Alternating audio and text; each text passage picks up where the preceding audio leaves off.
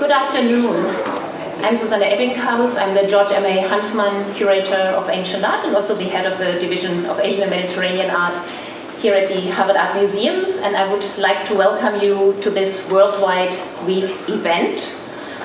The Harvard Art Museums display art from around the world, but also have a very special connection to one particular place in Western Asia, the site of the ancient Lydian city Sardis, located some 65 miles inland from the Mediterranean coast of Turkey, east of the ever-growing city of Izmir, ancient Smyrna.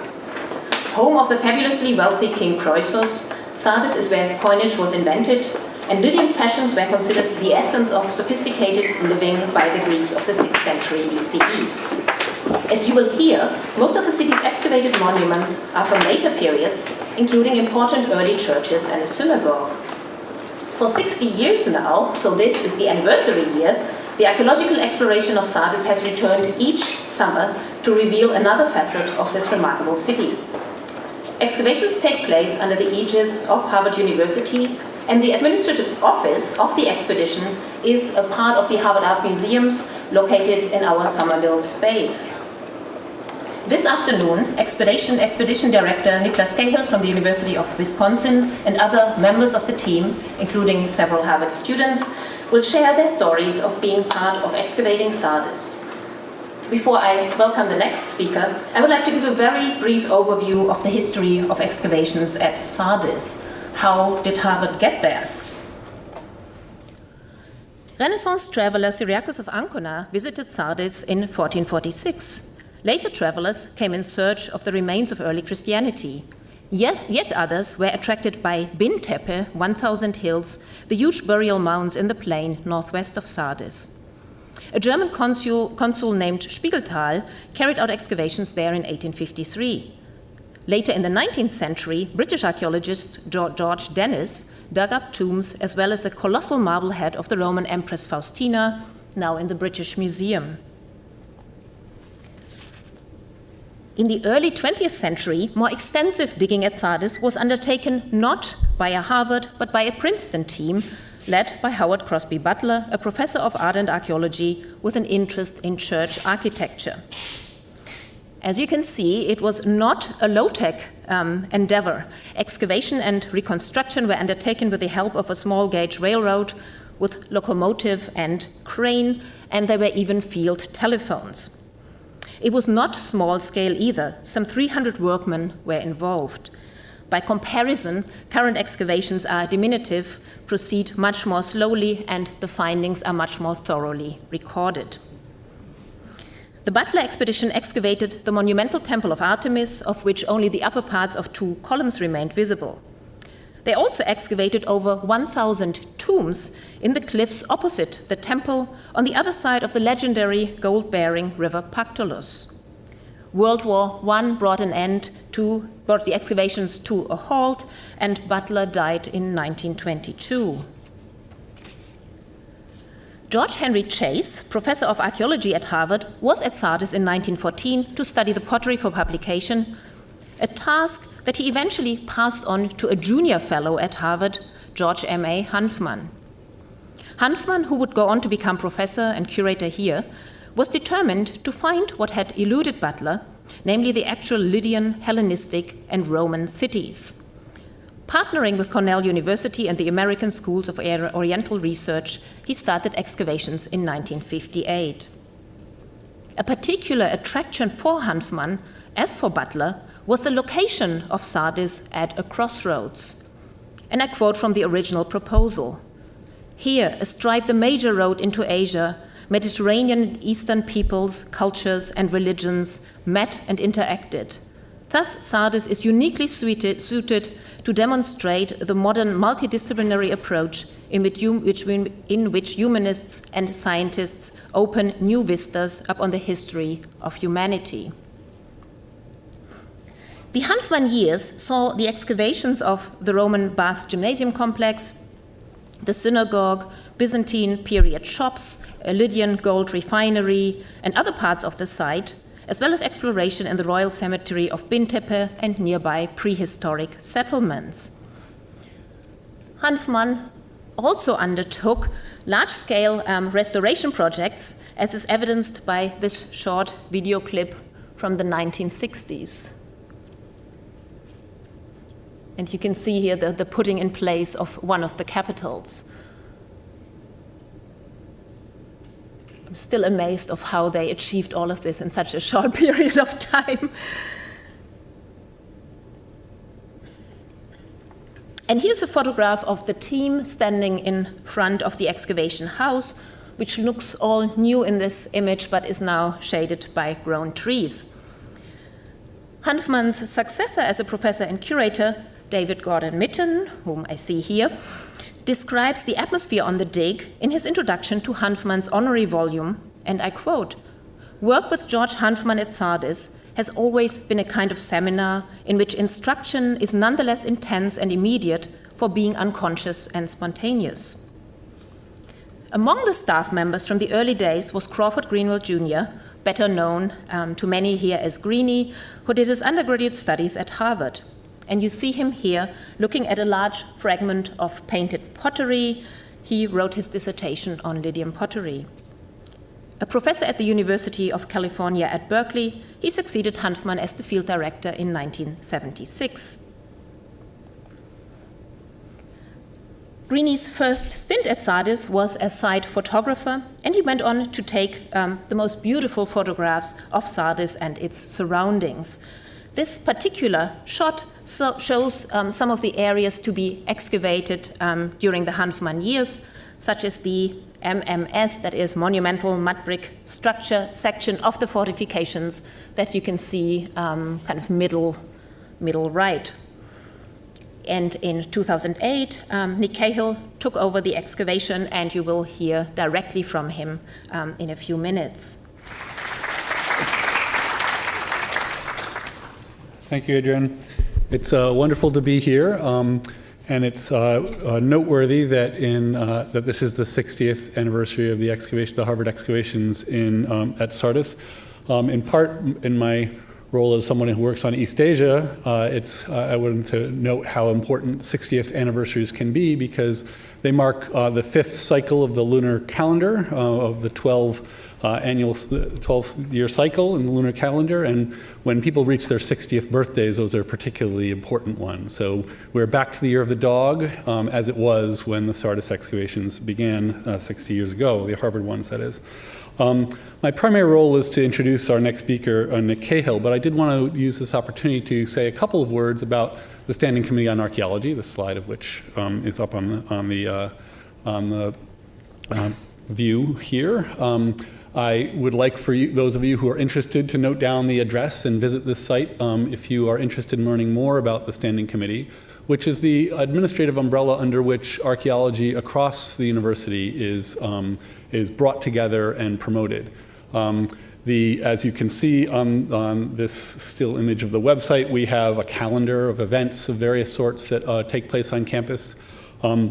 We also have a newsletter that we produce once a semester, which highlights a number of exciting activities that are going on campus by archaeologists from across the spectrum, from the departments of history to earth and planetary sciences to the medical school to the divinity school to the Department of Anthropology, where I sit, to the classics department, to the departments of Near Eastern languages and civilizations and East Asian languages and civilizations, art history, and the history of art and architecture, and others. We have a wide variety of archaeological projects on campus. You can visit the research map tag, which is a part of our website that we're in the process of updating right now, but already shows the wide geographical expanse of archaeological research at this university, conducted by faculty, graduate students, visiting scholars, and others. And I welcome you to visit this, to get on our information list if you would like to have announcements sent to you via email or otherwise, and welcome you to join us at events throughout the year related to archaeology of all sorts. My primary task is to introduce the current director of the excavations at Sardis, Professor Nicholas Cahill, who has participated in archaeological excavations in England, Israel, Greece, and Turkey throughout his long and distinguished career. He's been a member of the Sardis excavations since 1979. I guess not the full 60 years, but with someone as young as Nick, that's not surprising, I suppose. He became its director in 2008. He received his BA from the University of Michigan and his PhD in ancient history and Mediterranean archaeology from the University of California, Berkeley in 1991. From 1991 to 1993, he was here at Harvard, working on the Perseus Project, a pioneering interactive digital resource for classical antiquity. And then in 1993, he joined the art history and classics faculties at the University of Wisconsin-Madison, where he is currently situated, and where he holds the Simona and Jerome Chazen Distinguished Chair in Art History. Please join me in welcoming Nicholas Cahill.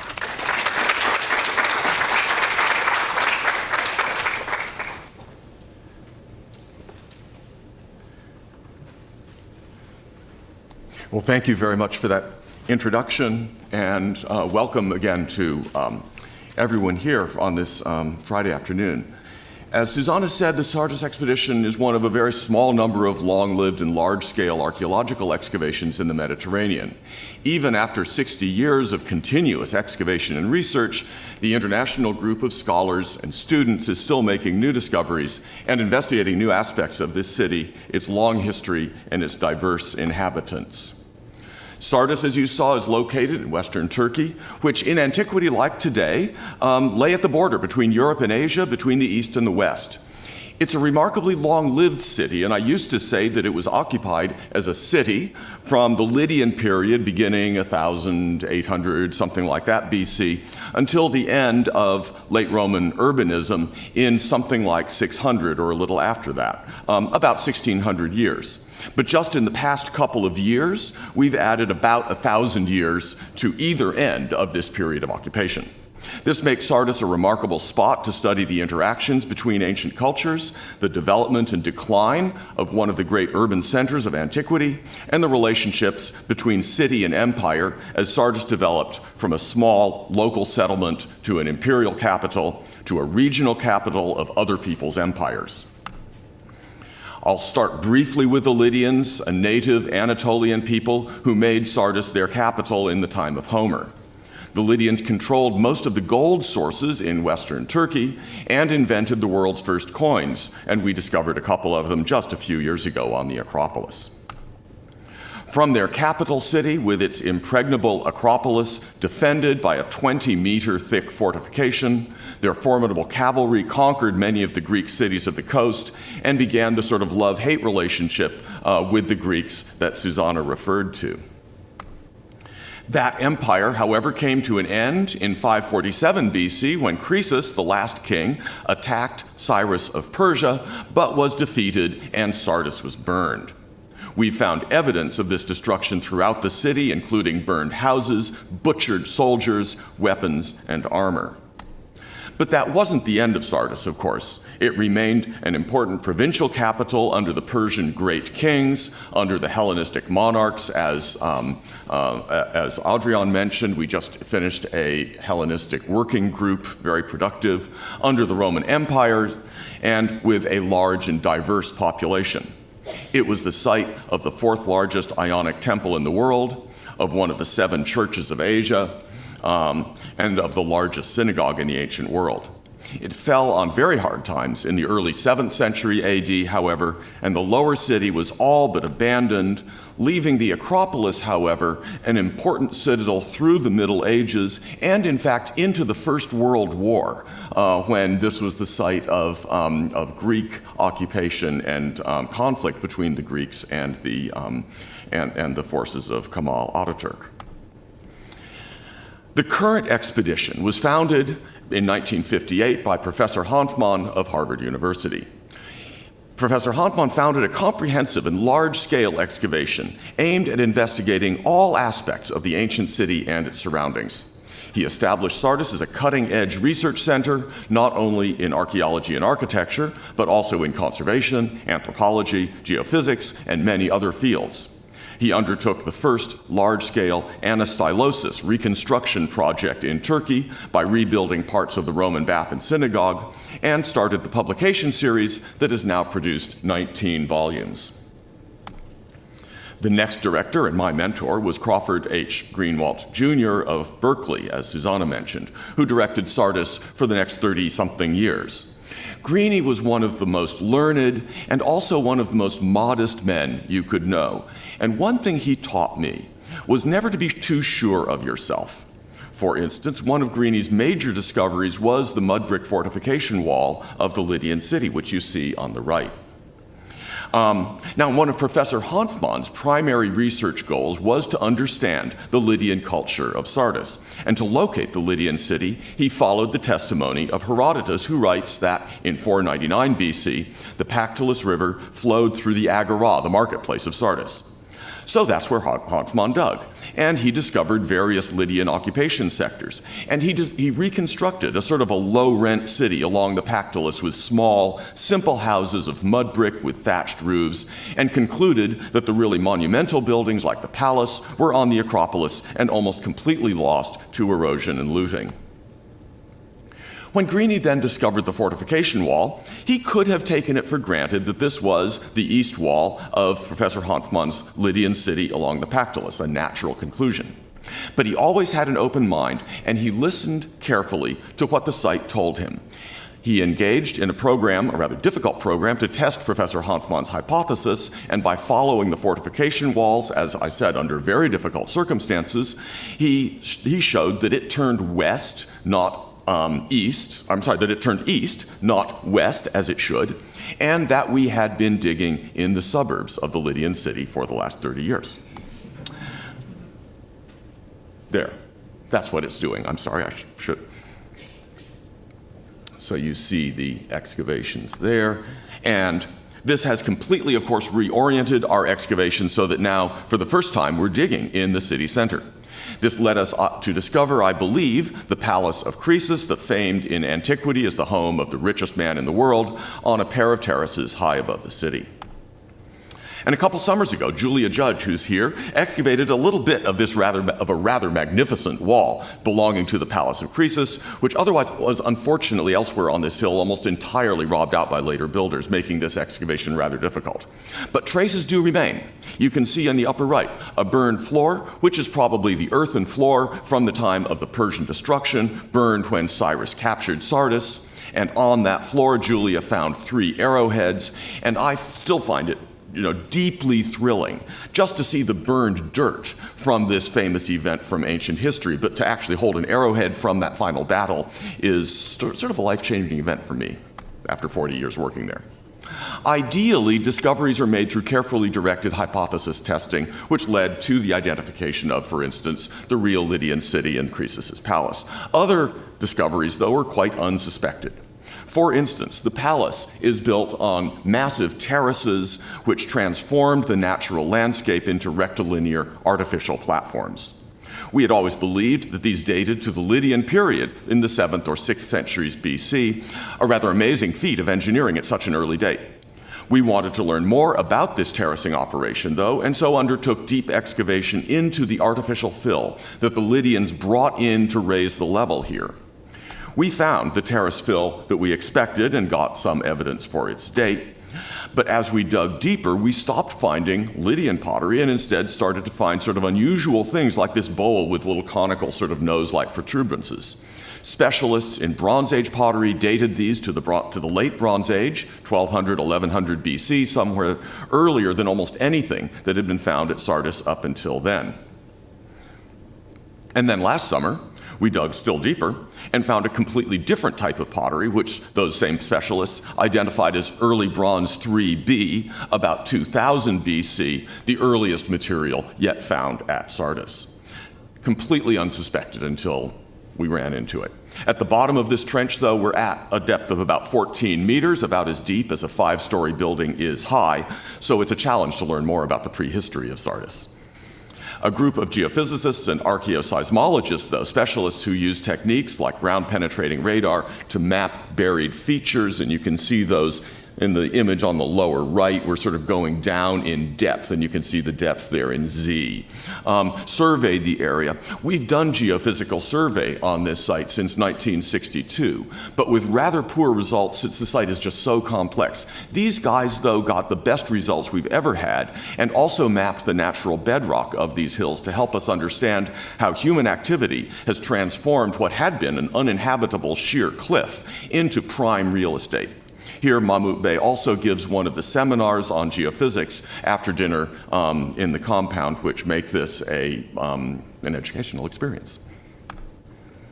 At the other end of Sardis's long history, we began an excavation to uncover part of a late Roman road in front of the late Roman synagogue as part of the development of this sector for visitors and tourists.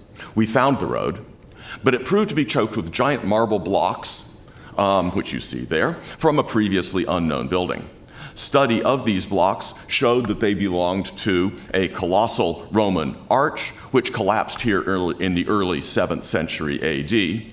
And further study has shown that this is the largest arch in the Roman world, here to scale with the Arch of Titus in Rome. The road was flanked by sidewalks, which were paved with mosaics in late Roman times, in the second half of the 6th century AD.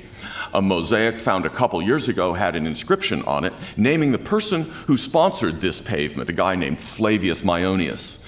A grant from the American Embassy in Ankara last year supports the the conservation of this mosaic, which you see here, with Emma Humphrey using a new conservation laser to remove the incrustation from the tesserae of the mosaic without damaging the mosaic itself. I should mention that this video is completely posed. Normally we have to use the laser behind a black cloth curtain to keep from zapping other people's eyes, but here we just posed it. The embassy is also sponsoring a glass floor to protect and display the mosaic next year. That'll go up next year. One of the most attractive things about Sardis, then, is that it combines a little bit of everything, or rather sometimes a lot of everything. Over its 3,500 years of history, we're studying the earliest coins in the world, technologies of gold refining, monumental Roman arches, temples and sculpture, burned seeds and soil samples, which reveal what people ate and the parasites in their poop, religious transformations from paganism to monotheism, transformations of the natural landscape dating back to the Lydian or to the Bronze Age, Greek and Latin inscriptions. Our next volume is due out in January, which document everything from kings' letters to paupers' burials, ancient earthquakes, and the end of antiquity. Another lecture. The team that does all this includes students, professors, and professionals from all over the world. Last summer's team included 69 people from 22 institutions and 9 countries, and specialists in pottery, anthropology, coins, tombs, geology, geophysics, site management, and archaeoseismology, as well as archaeologists, architects, conservators, recorders, draftsmen, and others. They specialize in periods from the Bronze Age through the Ottoman period, and in age from teenagers and even a baby to members in their 70s. During the 60 years at Sardis, we've tried and adopted or discarded many of the technologies of archaeology. For instance, when I started, we were still using a plane table and pencil for architectural drawing, which is perfectly good at short distances, as you see here, but fairly useless for large-scale surveying.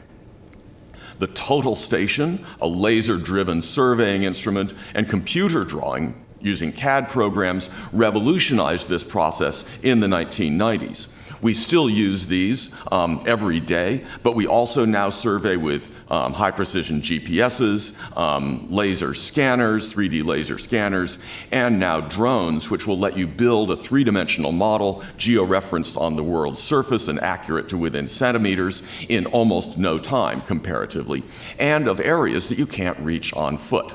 So, for instance, when Professor Hanfmann was surveying the Acropolis, the best that he could make of these walls, the best record that he could make of these walls, was a simple plan like this. Even elevations were impossible without the risk of certain death.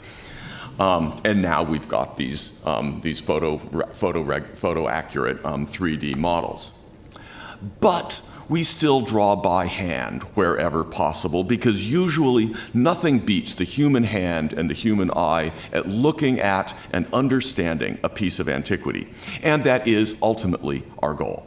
Technology is useful, but not a goal in itself. And this follows, while we buy the latest models of unmanned aerial vehicles and so forth, our newest car is a 1964 Land Rover. And the Willys Jeep that was brand new in the first year of excavation, which you see here, still runs strong with a new coat of paint and new brakes, which Baha and Kathy brought last year. The actual digging is done by a team of about 70 local workmen and women, and we have these very close relations with the local villagers, some of whom have worked on the excavation for 50 or 60 years. And this is really the best thing about working at Sardis. We have a chance to really get to know these very generous, open-hearted people who live lives very different from our own. I would single out one in particular, Ibrahim Akyar, who worked as foreman from 1958 on and off, mostly on, until his death in 2015. He was very close with David Mitten, who is here tonight and is 83. Happy birthday, David. And with Greenie, and you would not find so much generosity in any other three individuals. Some of you are here because you're interested in working at Sardis next year, and I wanted to give a brief mention of how different people participate. In addition to the more specialized positions as recorder and architect and conservator and such, we do have positions for Harvard interns who provide essential support for the project. We try to give these interns a wide variety of experiences at the expedition, working in the trenches, learning excavation techniques, hear from anthropologists from Hacettepe University who teach them how to dig up burials, working with conservators in the lab and in the field, and working in the depot. The work of the interns, and for that matter, the work of pretty much everybody on the dig, is not always glamorous or exciting, but it's always important.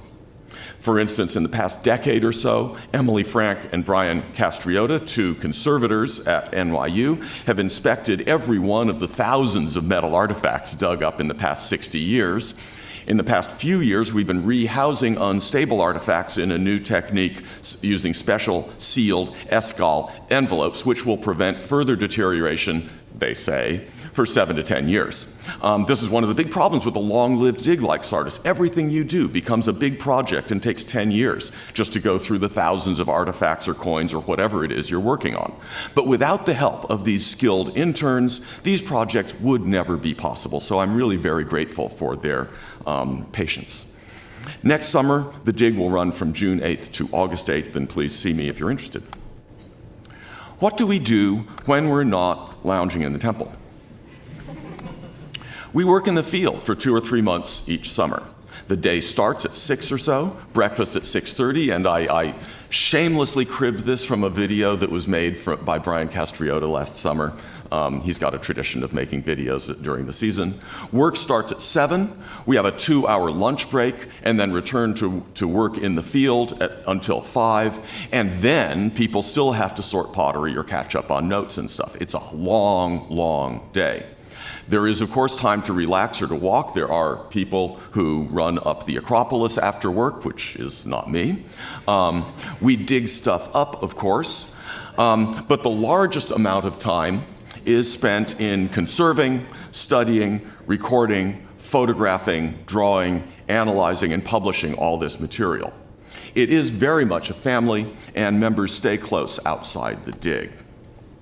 So the work doesn't end in conservation with excavation or in the immediate field conservation and recording that's so expertly taken care of by the many professionals and students who work at the site. People say that for each month in the field, you should spend at least 3 in the library and archive, and that almost certainly underestimates the task that awaits us when we leave the excavation with a sigh of relief at the end of the summer and head home. So I'll hand off now to the director of the Sardis office here at Harvard Art Museums, Bahadur Yildirim.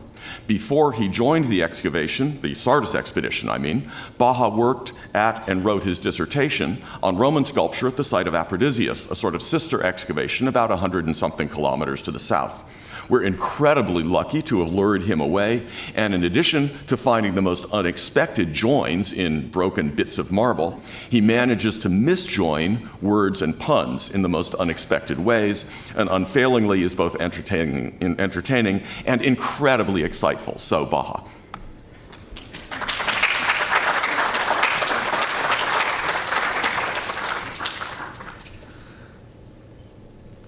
Thank you. The excavation compound has always been the footprint of our activities in Turkey, containing facilities and equipment to run a major dig, as you've seen, with 85 local crew and over 70 students and specialists working there over the summer. It has architect and conservation labs, photography and illustration offices, libraries and study rooms, purpose-built large depots for storing finds, which are required by law to stay in Turkey, and outside working areas, as you saw, and room and board that comfortably handles about 30 team members at a time. And a dedicated compound staff, and most importantly, a spectacular cook, Ferhat, who creates the most delicious Turkish food, which is key to sustaining spirits, including the surprise birthday. Happy birthday, France. We could say happy birthday, David. The team is largely from Turkey and the US, and in recent years from Canada, Germany, Britain, Switzerland, Croatia, Czech Republic, Israel, Austria, France, Italy, Japan, China, Bulgaria, Greece, Ireland, and Vietnam. This cosmopolitan group of participants is worthy of the site's ancient legacy as an important imperial capital that bridged east and west. Like this mosaic birthday cake of lokum, Turkish delight. Over the summer, we all bring our heads together and with our unique contributions try to form a more coherent picture of the past we strive to reconstruct. However, this picture constantly taking shape would not be possible without the offices and experienced staff of the Archaeological Exploration of Sardis at the Somerville Research Facility of the Harvard Art Museums. The 1,800 square feet of spaces nestled between the archives and communications departments has secure climate-controlled storage for the hundreds of thousands of physical records of the excavation, including drawings, reports, negatives, and slides. And in the main work area, there are offices for staff, as you see here, and workstations and storage for frequently used records, such as field books, very important, and most importantly, a large table around which the documentation can be studied together. We are fortunate to have this home to administer the excavation, research, conservation, publication, and educational programs of the expedition, which is, as you've heard, one of the longest ongoing international projects at Harvard. Navigating regulations and 9 months of preparations and red tape each year for getting those necessary permits and visas involves much support from the museums and Harvard administration, for which we are grateful, as well as people in Turkey. Most notably, as noted, our long-term staff member, Teoman Yalçınkaya, and our colleagues at Turkish universities, such as Ümit Güngör, who assist us in our relations with the Turkish General Directorate of Cultural Heritage and Museums of the Ministry of Culture and Tourism, under whose auspices we conduct archaeological excavations. Each fall around Thanksgiving, we send via the Turkish Ministry of Foreign Affairs a 20-pound application stuffed with documents for the General Directorate in anticipation of receiving their renewal of our permit in April or May. Beyond administration of the dig, the office manages the deluge of data and records created each season, as well as the existing documentation of over 60 years now, counting of excavation. We are fortunate to have such a long history as a project. The numerous records create even greater possibilities for synthesis and deep discovery through time and space. However, this richness brings with it the challenge to navigate all its details and vicissitudes, to make sense of the forest from the trees, which takes time and an experienced staff to master. Nick Cahill, based in Wisconsin, recognized the difficulty of researchers on the team widely dispersed around the world to access the physical records in the Sardis office. In 2007, using FileMaker, he created relational databases which could be reached remotely through a server. Over 20,000 object cards were digitized, and the data parsed into relevant fields of the databases through the use of elaborate scripts. We now have over 500,000 records in the various databases, which have become the main tool for managing and creating archaeological records for the site. Our publications data manager, Teresa Huntsman, starting in 2014, checked, updated, and regularized records to correlate with current findings to ensure the quality and up-to-date status of the records used by researchers. A good case to illustrate how we facilitate publications is our work for the most recent volume we published on the coinage of Sardis by Jane DeRose Evans of Temple University. Jane has been our numismatist at Sardis since 2008 and studied over 8,000 coins through intensive hands-on work in the field and the use of the coins database. Teresa then checked the coins database against records in the office, such as the field books. Here is the paper trail for a coin found in 1981, recorded in the field book. The coin would have been put in a coin envelope when discovered with information for the numismatist to record in coins registers. And here above is the record for the coin in the coins registers of 1981 and 82 by numismatists Barbara Burrell and Clive Foss, which created the catalog number for the coin, you see in the record, and some descriptive identification. Teresa then looked for the best images and updated information in the database to correlate with the final version of the manuscript, such as the catalog number of the coin in the publication and the text in the publication before it was sent to the printers. As Jane's manuscript reached its final stages, publications coordinator Brianna Bricker completed production of the volume as a book, which was printed at Puritan Capitals Press in New Hampshire. The book represents one of the largest collections of excavation coins ever published, and is the 19th volume of our series of final reports and monographs, which are distributed by Harvard University Press. Recognizing the limitations we face with print volumes, we had launched in 2015 a website as a platform for a wider dissemination of all our publications. The website includes downloadable PDFs and information about the site and the project, and provides a linked digital version of the Lydians and their World Exhibition catalog, along with a searchable database of its 200 or so published objects, which were part of an exhibition in Istanbul in 2010, co-sponsored by the Turkish Ministry of Culture and Tourism and the Yapı Kredi Vedat Nedim Tur Museum. The text and catalog is bilingual in Turkish and English, as is our website, and we have seen that a large number of hits are from Turkish sources where access to Sardis publications is less readily available. As part of a hybrid approach to publication, we will expand the website database to include the coins of Jane's print volume, along with associated images and data from the research database, which we were unable to include in the print volume. It will be one of the largest, if not the largest, online collection of excavated coins from a site. And you see a beta version which we hope to launch soon. And we just participated in an international workshop at Oxford to integrate the records into even greater data sets, namely numisma.org, which largely lack archaeological context for coinage. As you see, the intense period of fieldwork, which occupies the summer months, only starts the process of archaeology. Most of the hard work is done in research and publication in the so-called off-season. We also facilitate the study and research of students and researchers visiting the office. Visits by classes, such as Euridiki Girgantelli's course in the History of Art and Architecture department, provide opportunities to gain an understanding of the variety of disciplines and expertise harnessed to interpret the remains of ancient cultures, and the importance of understanding recording practices which inform the narratives developed in those publications. Students have also incorporated what they have learned participating at Sardis into their classwork here at Harvard. Graduate School of Design senior Kellyanne Luludis, an architect during the 2017-18 seasons, is using documentation she had worked on for the synagogue and Bath Gymnasium complex over the summer as the raw data for developing her senior thesis models of shelters that could protect the monuments. Through exhibit collaborations with the archives, DAP, and diet departments here at the museums, we have been able to bring students and the wider public in contact with the project through its records. Here you see some of those exhibits. And here you see in one of the exhibits a model made by GSD student Emma Silverblatt, who was an architect at Sardis in 2015, who did the model for a senior thesis based on our topographic data. Archaeoscience is another area involving international collaboration, which we facilitate by providing access to artifact samples exported for research purposes. Working with anthropologist, excuse me one second, Yilmaz Erdal, who you see here, who's taught many of our staff members about how to dig skeletons. His students, Melis Koruyucu, has helped to extract the important areas of the human skeletons under the direction of David Reich of the Max Planck Harvard Research Center of the Archaeoscience here at Harvard. And it's in David's Reich lab at the Harvard Medical School where DNA analysis was done on those bones, which we recently brought over.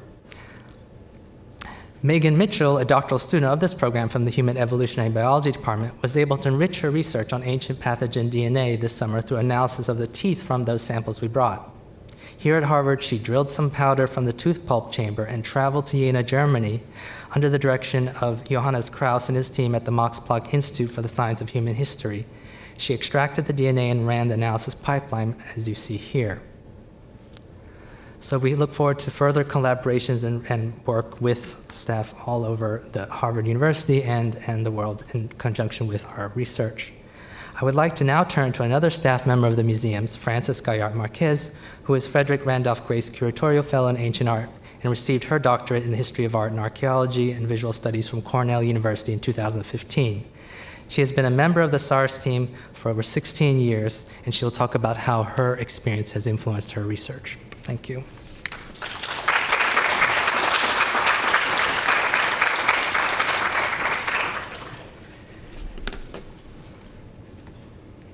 So good afternoon. As Baha said, I'm here because I've been working at Sardis for the past 16 years or so, and I've been asked to share with you how that shaped my experience as a graduate student. I am no longer a graduate student, but I still remember it quite vividly. Since I've been there for so long, I've actually been allowed to work in many different roles at the site. The first job that I had at Sardis was as recorder, and for my museum colleagues, the recorder at Sardis does the job of all of the curatorial divisions combined, plus collections management, plus archives, and probably security as well. So it's a very, very complicated role, and probably the one that prepared me the most for the job that I have now. I've also been an excavator. Of course, being an excavator allows you to really understand how how archaeological data is produced and interpreted in a way that just reading about archaeology does not allow you to. I am probably the unluckiest excavator at the site, which is why I'm never in the field newsletter. This was the one time that I found something, and you can see I'm super excited about it. Because in order to get a PhD, you have to write a dissertation. The other role that I had was as researcher. And working as a researcher at an archaeological site is very different than working as one in a museum. They both have their benefits, of course. But the work that you can do with objects at a dig is much more intimate than you can at a place like here. And also, the objects themselves are interesting because they're broken, and they're incomplete, they're dirty.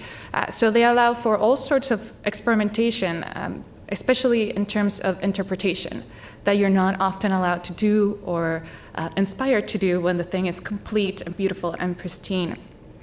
For my dissertation, we decided that I would study all of the terracotta figurines discovered at Sardis since 1958 onwards. That was regardless of time period that they were produced or where they were found. So I had a broad sample. I had no idea what I was doing when I started. There was no one there that had studied them before, so it was very much a process of discovery. The field of figurine studies, it's experienced a sort of rebirth currently, but is still very much impacted by an event that happened over a century ago. And that was the late 19th century discovery of thousands of Hellenistic terracotta figurines in cemeteries surrounding a small city in Boeotia called Tanagra. And these figurines are called Tanagras for that reason. They were found in large groups, and they were thought remarkable for their detailed modeling, especially of clothing and drapery, and because of their overwhelming preference for female subjects. So you see one such Tanagra here. They took root immediately in popular culture. They appeared in paintings, sculpture, the performing arts, and even in guidelines for etiquette and modest behavior.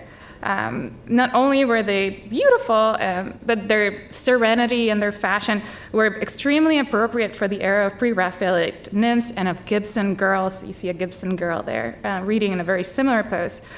Their clothing and their hairstyles were eerily similar to contemporary fashions as well. Many people perceived a moral correlation between their own way of life and that of the Tanagra figurines.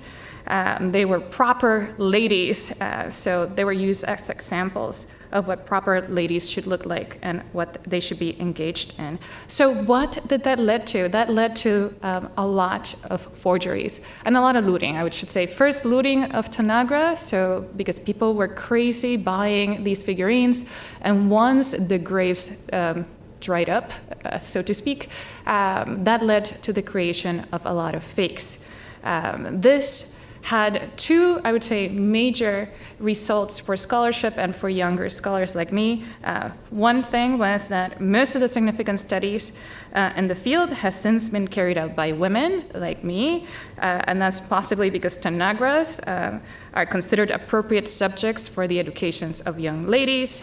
And the other thing is that because there's so many fakes out there, it means that most of the works are focused on issues of connoisseurship and therefore centered on the meticulous examination of style and iconography, especially as they relate to more legitimate forms of art, like monumental sculpture. That's a little bit unfortunate because, for instance, the one in the middle, that's a figurine for Sardis, and the way that you would approach this is by looking at other examples of monumental sculpture and saying, well, this is just a bad copy of this beautiful work in marble. Clearly, they had no idea what they were doing. Bleh, throw it out. That is really unfortunate because terracotta figurines developed on their own, and they fulfill completely different needs. And to be honest, they do all sorts of weird things that don't happen in other media. So if we're only looking at, the proper forms of art, we're never going to learn what figurines are trying to do. The other thing is that just paying attention to monumental sculpture especially is completely useless at Sardis because a lot of our figurines look like this. So what I want to do very briefly with the couple of minutes that I have left is just to walk you through some of my process and show you the kind of things that you can do at a dig that the material there allows you to do. So for instance, one of the objects that I had to work with was this beautiful leg that we have closest to me, and I can read you what I first wrote about it. I said, this is the muscular left leg of a nude male, possibly on steroids, bent at the knee, 6 centimeters in height.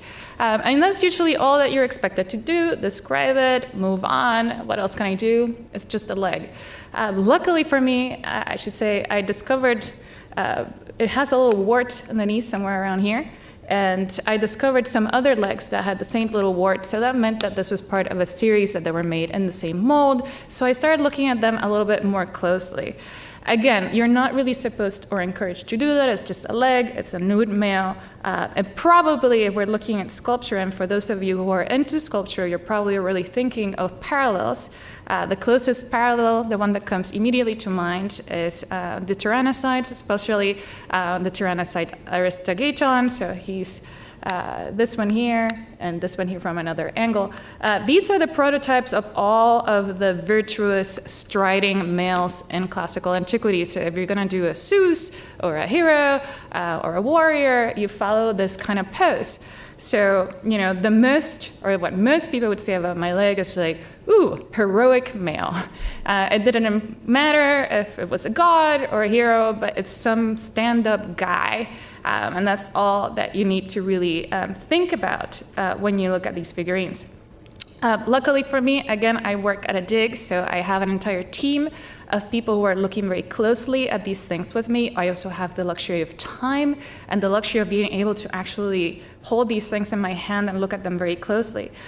So I started noticing some things that were kind of odd. First, the leg that accompanied this one, you would expect if it was a heroic striding male that it would be extended to the back, but it's actually in a mirror pose, so they're both kind of bent. The torso, the shoulder here is kind of hard to say, but it's aimed backwards, so there's no way that this is an arm that's moving forward in space or even to the side. It has to be placed to the back. And again, that happened on both sides. So we have here not a courageous striding male, but something else. And then lastly, and for this I thank Kathy Alexander, who's here, there's a socket right around here that can only be for one sort of missing appendage.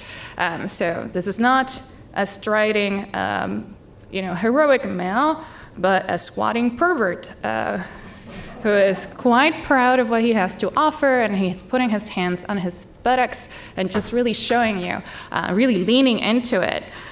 So what is going on here?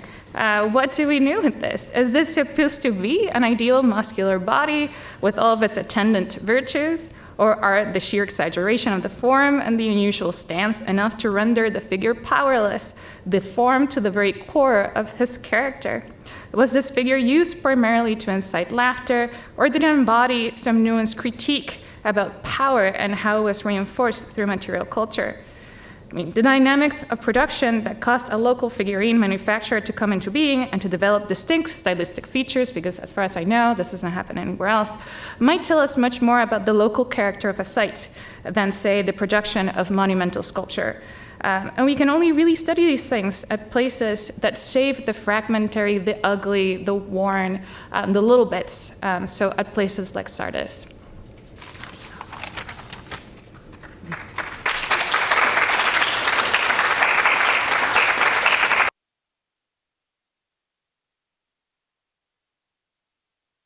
And invite the students who've participated, 3 students, to sit in the front to have a sort of a discussion and talk about their experiences at the excavation.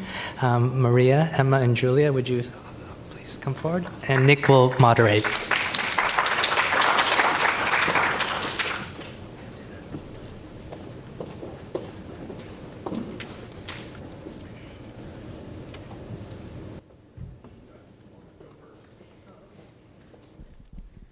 How's this? Is this good? Okay. Hi, I'm Julia Judge. I am a fourth-year PhD student in classical archaeology here at Harvard, and I have excavated at Sardis for 2 seasons now. Oh, there I am.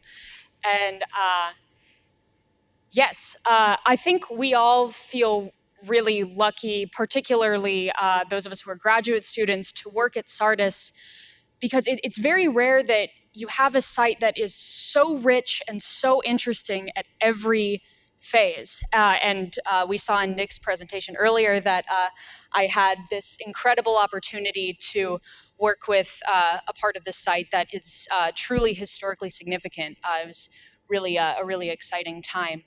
And I also think one of the best things about working at Sardis is the community, and a big part of that sense of community comes from the local residents.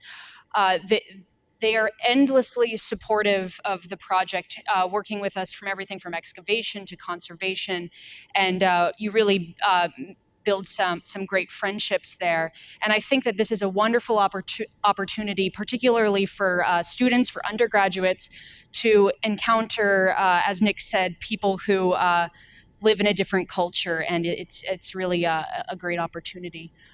And yes, there are my dear friends from 2 years ago, and coworkers. And then the other part of that community comes from, of course, these scholars and specialists and other students, many of them who are coming from Turkey and other countries around the world. We learn from each other constantly. If you go, you travel around Turkey with these people, and it's just it's a wonderful group, and we have a lot of fun as well. Hi, I'm Maria Boyle. I'm a junior studying anthropology, specifically archaeology. And I was an intern with Emma this past summer at Sardis. And so we basically just helped out in whatever area the dig needed an extra set of hands. But that resulted mainly in working on the metals project, which was resealing all the numbered pottery in Escal with silica gel, and also resealing all the cataloged objects individually in order to prevent corrosion and bronze disease. And then another project that we worked on was the conservation of the mosaic, helping the conservators to clean and remortar the mosaic, which is going to have the glass floor. And then we also worked in the depot, which was basically cataloging all the finds that were coming in from the field, that the excavators were bringing in, and then were then cleaned by conservation. And then we would catalog them and store them and house them, so that way they were easily accessible for later years and for study.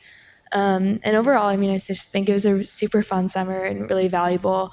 It's incredible to be able to study archaeology here at Harvard, but I think it's even more incredible to be able to go to the place and walk among the ruins of the Temple of Artemis, or be able to like hold drilled marble that still has polychrome on it in your hands. And it's just incredible. Hi, my name is Emma Humphrey. I'm a sophomore at the college studying computer science with probably a secondary in history of art and architecture, but I don't have to declare until next week. I was an undergraduate intern with Maria this summer. We spent most of our time with Sarah Porter, the recorder in the depot, where we got really good at writing super tiny on pottery and being stronger than we are in real life, moving marble around.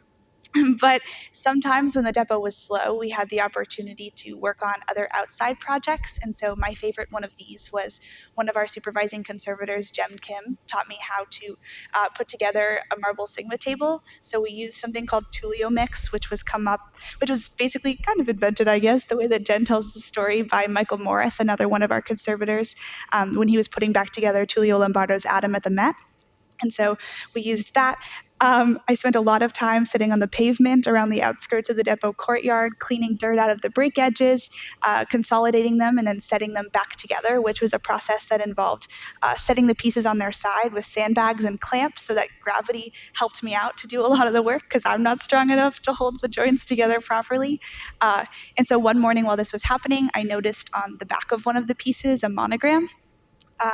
And I figured that Marcus, our Roman specialist, had already noticed it when it first came out of the ground in 2015. But the next time that he not at all casually strolled over to check on my progress, I pointed it out and learned that it was actually new news, which was exciting until we realized that no one knew what it meant anyway. So we spent a little bit of time puzzling over the ways that the characters fit together. We're still not sure what it says because it's some sort of character puzzle, but our numismatist Jane, who you saw looking at the coins earlier, says that it's probably a marking by the stonemason who created it, either as a receipt essentially to make sure that he would get paid, or just personal advertisement so that anyone who sat at the table later would know who had made it. I like this monogram because it feels like a little secret that I found while quite literally putting history back together, and because Marcus gave me his extra chicken fingers at dinner instead of feeding them to the cat when I found it. So, yeah. Thank you. I think now we can open up for questions from the audience, if there's any.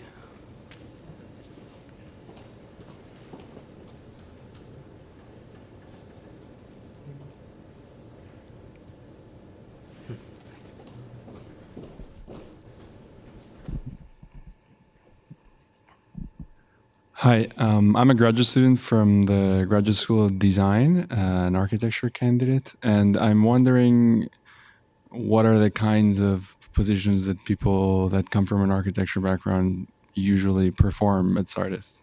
The kind of positions people that come from an architecture background perform, is it working at the depot or drawing? Kiliana, you can. Hi, my name is Kiliana. I worked as an architect on the dig for the past 2 summers. And our primary responsibility is to document findings of an architectural nature as they come off the ground. So we use tools such as surveying, total station, and then traditional tape measure, plumb bob, pencils, drafting boards to create an initial drawing on the site at a scale normally 1:20, which we then transfer onto a digital file. And then whenever there's free times, we have an array of special projects which facilitate understanding of architectural findings and help the entire team further understand the architecture of the site. So that might involve reconstruction studies, which means sitting down with an archaeologist and a specialist and trying to put together a building and complete what is missing. And it was surprising to me to see how much relevance I carry. I was not just a person, I didn't do that, but You're not just the person wielding the machine, not just the person doing the rhino, but your design input is very valuable as you read the site and the findings.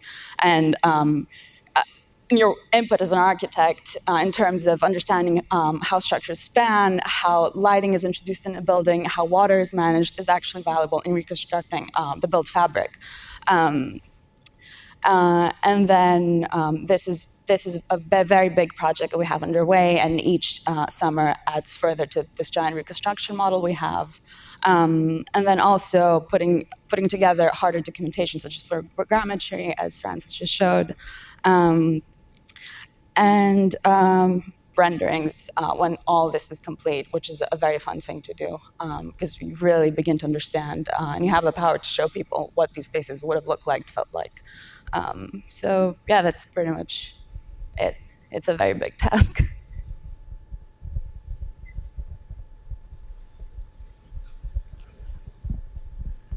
Thanks. Sorry. Let me just add also that we're doing roofing projects. Two of the sort of big things that I didn't talk about at all are building protective shelter roofs over the synagogue and over the Lydian fortification that otherwise would melt in the rain. And the architects have been closely involved in that over the last 10 years or so.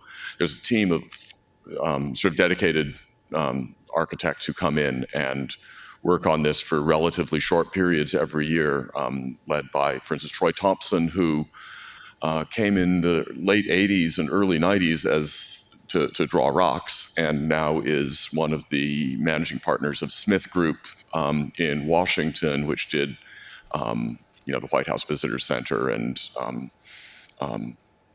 other major projects. And he comes every summer for a couple of weeks to help with the architecture of these shelter roofs, which are fairly complex and involve a lot of issues about how you about the interaction between modern construction and the historical fabric on which they have to sit, and which they have to either protect and not damage too much. So the architects are involved in those things. They've done reconstructions of static analyses of how you could build mud brick faces against the Lydian wall and so forth. There's a lot of different things going on. But a certain amount of it is drawing rocks too. Other question?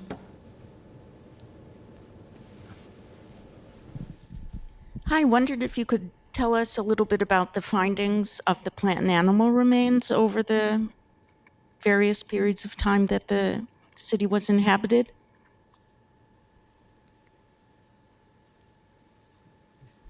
I guess that falls to me. We've got a team of archaeobotanists, two. Erica Rowan from Royal Holloway in London has been going through a backlog of material. That's been her sort of main project for the last, 3 years that she's been working. It's been a while since we've had an archaeobotanist on the site, so we don't have a lot of immediate results from her work. Some years ago, we did some analyses of these houses that were burned by Cyrus, and those are really interesting. We've got very well preserved remains of chickpeas, of both wheat and barley. Tiny little chickpeas, which are similar to the things we have at Gordian also. Garlic, a full head of burned garlic, which doesn't still smell like garlic, unfortunately. And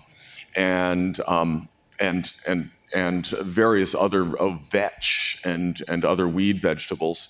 There's been analysis of pollen cores from lake sediments, both in the lowlands, in the Gygean Lake, which is north of Sardis in the plain, and also in the highlands at a lake called Guljuk. And that gave us a really great pollen record for the last, 5,000 or 6,000 years, including a band, which is not pollen, but a band of gray stuff that turned out to be Santorini tephra from the eruption of the island of Thera. And he was able, the geomorphologist who analyzed those was able to make interesting contributions to the cultivation of olives, grapes, wheat, chestnuts, and and trees and so forth. So there's been a lot done. I can give you literature if you're interested. Thanks. Any more questions? Hi, my name is Stuart Carter, and I was an architect student from Cornell in 1961, one of the early years, and was fortunate to have worked with Professor Hanfmann, Crawford Greenewalt, David Mitten, and many other wonderful scholars.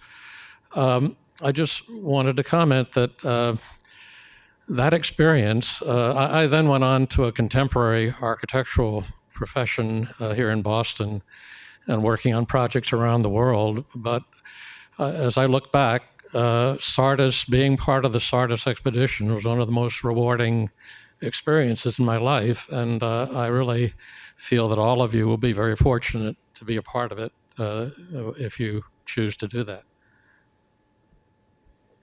And Stuart, we still use your drawings.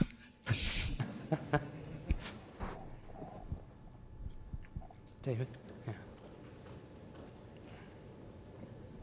I'm wondering if any of you can possibly tell us more about the early Bronze Age layer that seems to have been found at that great depth. What kinds of pottery was there burning?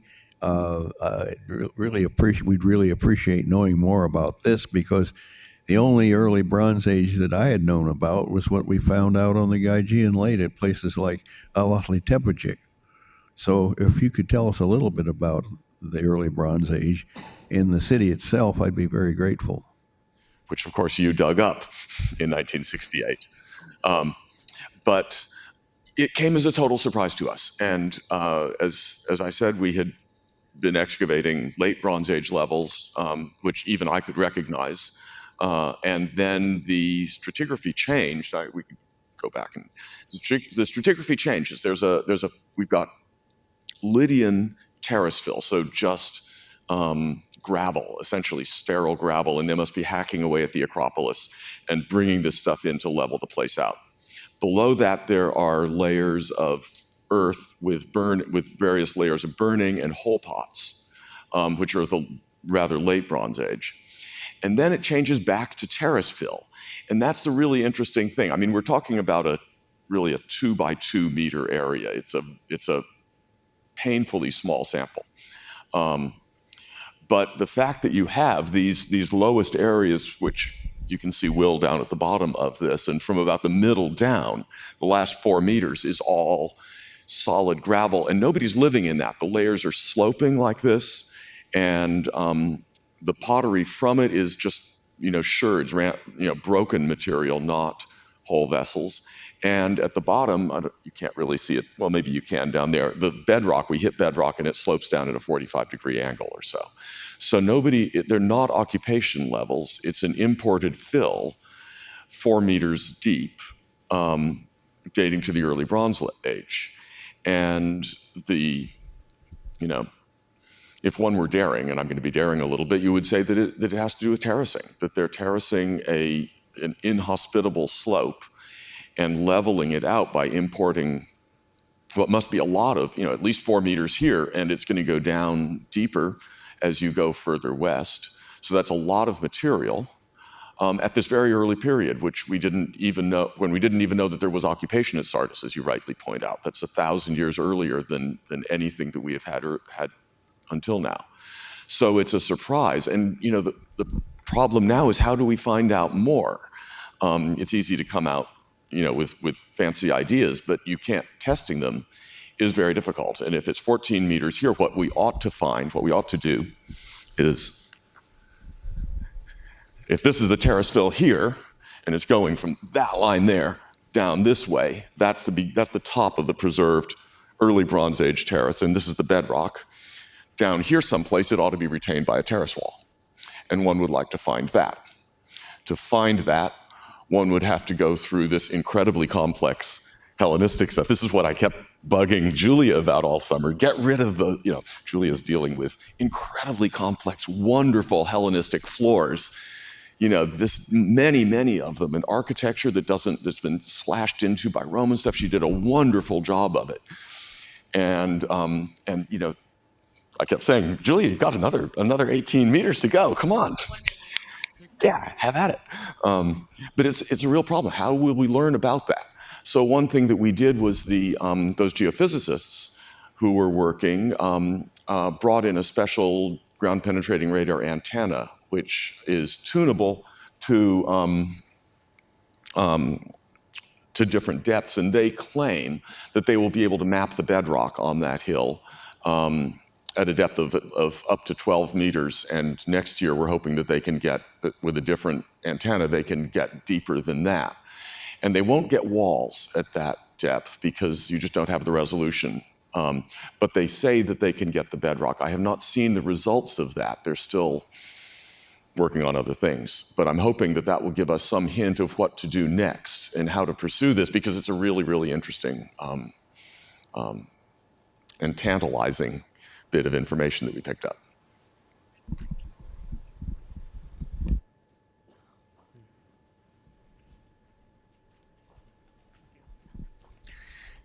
Thank you for this wonderful series of presentations.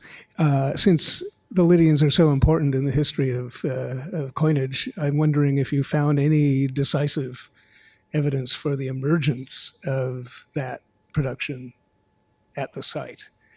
Or, I mean, it's a huge site, it may be elsewhere, but I'm wondering what evidence you have found. The emergence of coinage. Coinage production at the site. Wow, yeah, that's such a central thing, isn't it? The most famous thing, the only thing that the Lydians are good at, or known for. We have, and when we discovered those two coins, 3 coins actually, two electrum and 1 silver, up on the Acropolis. And we were sort of wondering, what can we learn from those coins? They didn't come from a context that would tell us anything about the date of the emergence of coinage. They came from a context of the early 5th century, the first half of the 5th century BC. And they must have been made in the latter half of the 7th century. So they're old by the time that they finally enter the archaeological record. They come probably from a sanctuary, is what we think. The sanctuary has been completely destroyed, but we've got other material that looks compatible with a sanctuary, and a sanctuary of Artemis, if you believe 2 little monograms that are incised on rather plain sherds. That led us to do analysis of the elemental analysis of these coins in Izmir, and we enlisted the help of a metallurgist at 9th of September University who had a scanning electron microscope with a electron EDS. What does that stand for? Just something dispersive something, right? Anyway, it does. God, Tony, help me out here. SEM-EDS, and I'm just having a mental thing. Anyway, it does elemental analysis. It'll give you the percentage of gold and silver, micron by micron over the surface of the coin. It doesn't go into the coin, but it gives you the surface content. And one of the things that we learned was that the surface had been deliberately enriched so that although the coin, and we knew this already, the coins generally have about 55% gold in them. The surface had been enriched to up to 80 or 90% gold.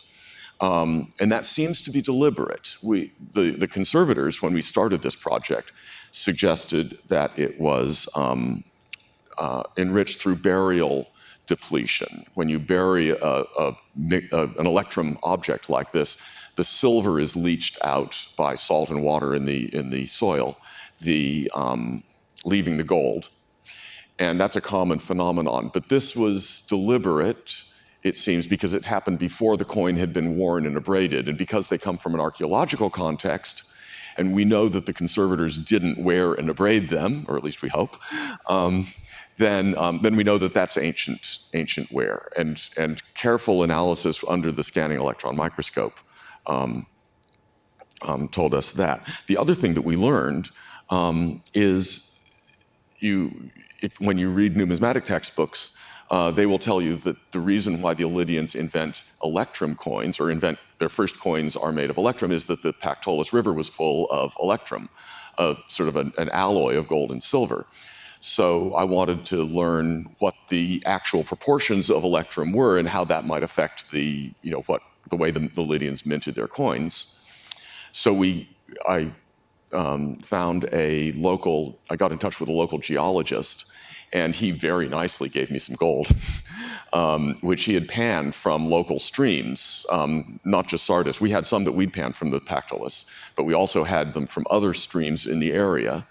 And that's great because we had lots of flecks and from a variety of sources. And we were able to test them, again, with this SEM EDS and also with a mass spectrometer in Chicago. And they're pure gold. So this story that the Pactolus had electrum in it, that everybody's been telling since the beginning of numismatics, turns out to be completely wrong. And we've got to go back and think about why the Lydians are minting in electrum, rather than, if they have all this pure gold, and there are people who will say that they dilute it to avoid having a bimetallic currency, that they're mixing the gold and mixing the gold with silver. I don't find that very plausible. But anyway, that's another story. We have learned stuff.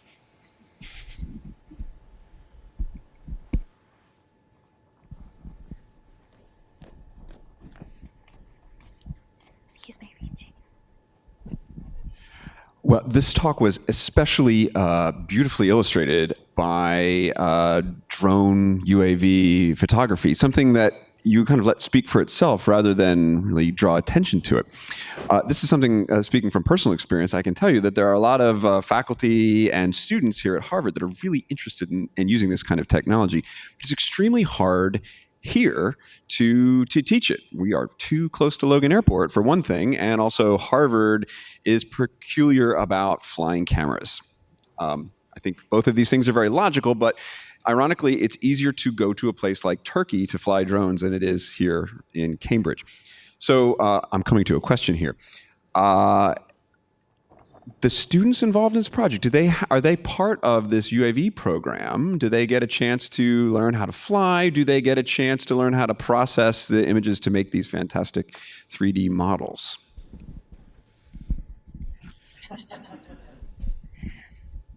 The drone is Nick's baby, so we're very careful with it. I got to fly the drone sometimes, but I am not very good at it. I'm not good at video games when I play them with my little brother. I'm not really great at flying the drone, but we were involved in doing it more. So I did a bunch of photogrammetry work, which is often done with photos made from the drone footage. So in the architect's basement, Kellyanna wrote me a whole guide on how to do it. And in using Photoshop and photogrammetry tools, we built models like the one that Nick showed that he could spin around of the flying towers at the Acropolis based on the drone footage that's taken. So we had lots of opportunities to fly the drones. Neither of us are great at it. But it was more, I'm more personally interested in dealing with the data that's driven from the drones themselves. And so it was really great to get an opportunity to deal with that information. And I would say I'd like to do more. I would have liked. It's a busy time, and I kept saying, "Oh, let's go out and fly the drone. Let's do this." And somehow those moments, it's hard to come by those moments, when the days end and you're doing a million other things. And there are also times that mosaic last summer turned out to be much more of a nightmare than anybody had ever thought. And Carol Snow, the lead conservator, said at the end of it that that's like a 2-year project in a museum, and we had 2 months.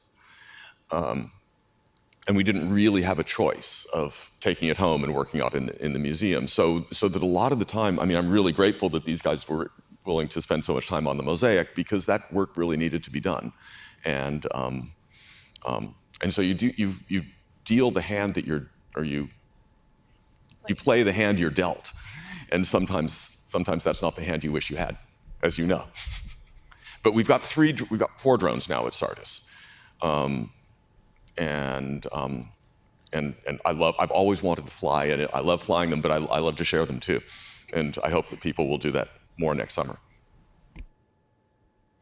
Hi, I'm Tony Siegel. I'm a conservator here at the museum, and you saying what you just said about the duration of time to work on the mosaic made me decide to mention something to students who are considering going to Sardis, and that is I would say that there's about a 5-to-1 ratio of how much you learn at Sardis versus what you might learn not at Sardis.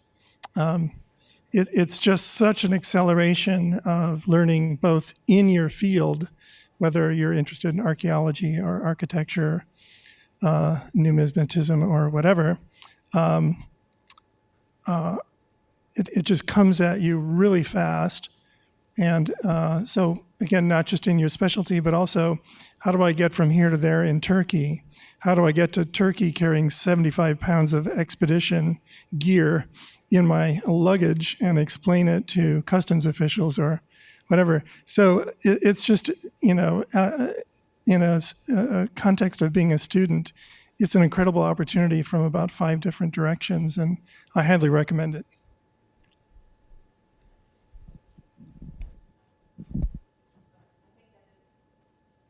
Is that on now? Yeah.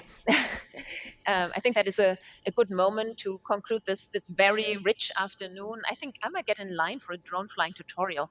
I certainly look forward to seeing more exciting drone imagery and hearing the stories of what will be found at Sardis next summer at the next, or rather, we have the annual lecture coming up in March, right? Yeah. April. Great. So we will actually learn more soon. I want to thank everybody who participated in this program. Thank you also for your great work at Sardis, and thank you all for coming, and come back in April to learn more.